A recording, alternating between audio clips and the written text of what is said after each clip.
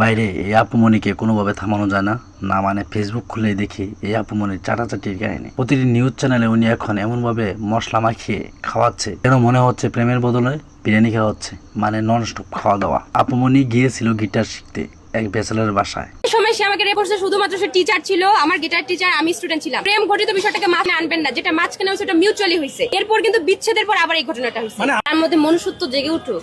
সে কেন প্রেমের নাম করে কারো অনিচ্ছায় তার উপরে ফিজিক্যাল রিলেশন করবে, বা সে রাজি না হলে কেন তাকে মারধর করবে? এই অধিকার তো তাকে কেউ দেয়নি।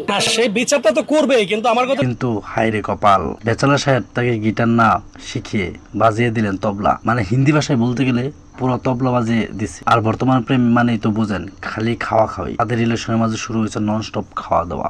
এতই খেয়েছে যে ফার্স্টে আমি এখানে একটু কথা ক্লিয়ার করি। সে যখন আমার সাথে একটা প্রেমের সম্পর্কে গিয়েছিল, যখন আমাকে বুঝালো ফার্স্ট টাইম আমার সাথে মানে যেভাবে সম্পর্কটা ক্রিয়েট করলো, তারপর আমাকে সে বললো যে আমরা প্রাইভেসি মূলক ভাবে সম্পর্কটা মেনটেন করব, কারণ সে অলরেডি সিঙ্গার, তার একটা ফ্যান বেস আছে। বিল দেওয়ার টাকা নেই, তাই ছেলে এখন বলছে বিয়ে করতে পারবো না।